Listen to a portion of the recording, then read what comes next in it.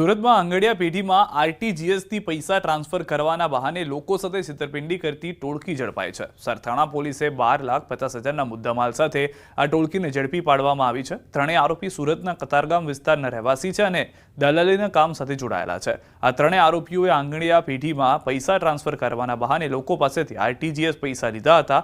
આરોપીઓએ પૈસા આરટીજીએસ કરવાના બહાને ફરિયાદી પાસેથી 1 લાખ રૂપિયા કમિશન અને 50 લાખ રૂપિયા આરટીજીએસ કરવાના લીધા હતા।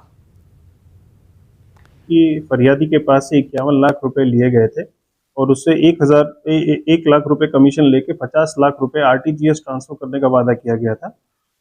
इसमें जो आरोपी है वो चाय पिलाने के बहाने उनको बाहर लेके गया और वहां से आरोपी और वो जो उनके साथ वाले जो भी थे वो सब फरार हो गए पैसा लेके।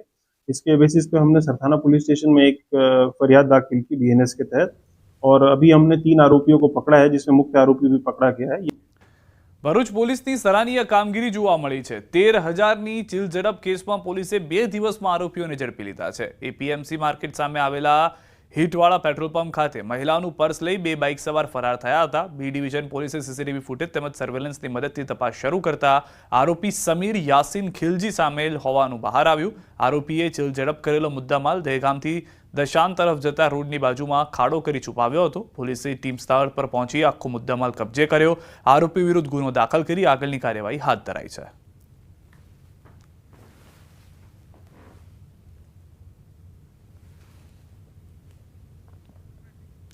તો દ્રશ્યોમાં પણ આપ જોઈ રહ્યા છો 13,000ની જે ચીલ ઝડપથી હતી મહિલા ઊભા હતા અચાનક આવે છે અને જે પર્સ છે તે ખેંચીને લઈ જવામાં આવે છે। સીસીટીવીની અંદર સમગ્ર ઘટના कैद થયા બાદ પોલીસે સીસીટીવીની મદદથી જ આરોપીઓને પકડવા માટે તપાસ શરૂ કરી। 48 કલાકની અંદર આરોપીઓને પકડી લેવામાં આવ્યા છે।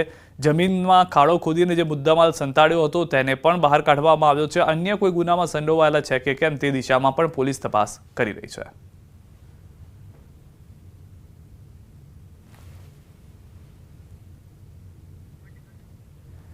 તો હાલના દ્રશ્યો સ્પષ્ટ કરી રહ્યું છે કે કઈ રીતે પોલીસને જે છે તે સફળતા મળી છે। હાલમાં સમગ્ર ઘટના ભરૂચની અંદરની હોવાની જાણકારી મળી રહી છે। સૌથી વધારે મહત્વની વાત જે પોલીસની પ્રતિક્રિયા આવી છે ચીલ ઝડપ થવાની ફરિયાદ બી ડિવિઝન પોલીસ સ્ટેશને આવતા બી ડિવિઝન પોલીસ સ્ટેશનના પીઆઈ શ્રી વણઝારાએ તાત્કાલિક ફરિયાદીની ફરિયાદ મુજબ ગુનો રજીસ્ટર કરીને ગુનાની તપાસ આરંભેલી અને હ્યુમન ઇન્ટેલિજન્સ અને ટેકનિકલ સર્વેલન્સની મદદથી તપાસ કરતા આ જે ચોરી કરનાર ઈસમ છે એ 26 વર્ષનો એક યુવક જંબુસર તાલુકાના કોરા ગામનો જેનું નામ સમીર ખિલજી છે એવું તપાસ દરમિયાન જણાઈ આવેલું। તો તાત્કાલિક આરોપીની શોધખોળ કરતા આરોપીને શોધી કાઢેલો, એને પૂછપરછ કરતાં એને ગુનો કરેલું કબૂલાત કરેલી અને એને જે આ ચીલ ઝડપમાં જે ફરિયાદીનો મોબાઈલ અને રોકડ રકમ 13,000ની ચીલ ઝડપ કરેલી હતી એ તમામ મુદ્દામાલ તથા જે ગુનો કરવામાં એણે હોન્ડા સાઇન બાઇકનો ઉપયોગ કરેલો હતો એ તમામ વસ્તુ ગુનાના કામે કબજે કરવામાં આવેલી છે। સૌરાષ્ટ્ર કચ્છ બાદ મહેસાણા જિલ્લાના ખેડૂતો માટે ખુશખબર। રાજ્ય સરકારના પ્રવક્તા ઋષિકેશ પટેલે ખેડૂતોને 10 કલાક વીજળી આપવાની જાહેરાત કરી। કહ્યું આવતીકાલથી મહેસાણા જિલ્લાના પણ ખેડૂતોને 10 કલાક વીજળી મળશે। જિલ્લાના 43,000 કૃષિ વીજ જોડાણ ધારકોને મળશે લાભ। સાથે જ 12 લાખ કૃષિ વીજ જોડાણ ધારકોએ 10 કલાક વીજળીનો લાભ મેળવ્યો હોવાની પણ માહિતી આપી। વરસાદ ખેંચાયો છે અને ખેડૂતો વીજળી માટેની માગણી કરતા હતા। એ 8ની જગ્યાએ 10 કલાક સૌરાષ્ટ્રમાંથી માગણી આવી હતી અને એના પછી કચ્છમાંથી પણ આવી હતી।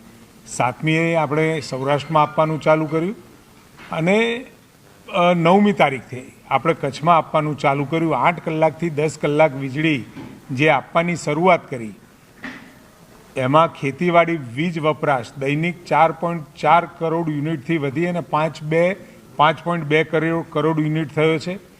આ નિર્ણયથી 12 લાખ ખેતીવાડી કૃષિ વીજ જોડાણોને લાભ મળ્યો છે। તદુપરાંત 14/8/2025થી એટલે કે આવતીકાલથી મહેસાણા જિલ્લામાં પણ માગણી આવતા ખેતીવાડી વીજ પુરવઠો 8 કલાકથી વધારી અને 10 કલાક કરવાનું આયોજન થયું છે અને આ નિર્ણયથી મહેસાણા જિલ્લાના 43,000 જેટલા વીજ કનેક્શનોનો એ લાભ થશે અને એ વીજ જોડાણોને 8 થી 10 કલાક એમની વીજળી મળશે। સરકાર દ્વારા તાપી પાર લિંક અંગેનો વિવાદ વકર્યો છે. એક તરફ સરકાર દ્વારા પ્રોજેક્ટ સ્થગિત કરવાની જાહેરાત કરાઈ છે. આ અંગે સરકારના પ્રવક્તા ઋષિકેશ પટેલે માહિતી આપતા જણાવ્યું કે આ પ્રોજેક્ટ પહેલાથી જ સ્થગિત કરી દેવાયો છે.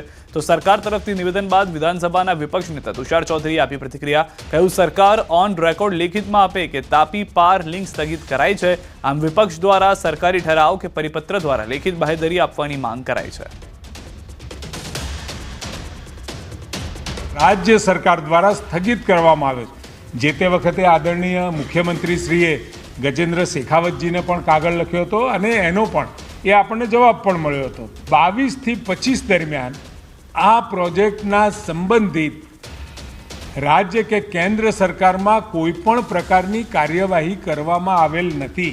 માગણી એવી છે કે જ્યાં સુધી સરકાર દ્વારા, જેમ અમારા ધારાસભ્ય આનંદભાઈ પટેલ કહે છે કે શ્વેતપત્ર જાહેર કરો, શ્વેતપત્ર ના જાહેર કરો તો વાંધો નહીં, પણ કમસે કમ કોઈ પરિપત્ર કે ઠરાવ કે લેખિત બાહેધરી સરકાર દ્વારા ના મળે ત્યાં સુધી હવે આદિવાસી એમની વાત માનવા તૈયાર નથી. સરકારશ્રીને પણ વિનંતી છે કે જો તમે ખરેખર દિલથી પ્રોજેક્ટ સ્થગિત કર્યો હોય, તમે આ પ્રોજેક્ટમાં આગળ વધવા ના માંગતા હો, તો લેખિત તમે સરકારી કોઈ પણ પરિપત્ર કે ઠરાવ દ્વારા આની જાહેરાત આવતીકાલ સુધીમાં તમે કરો.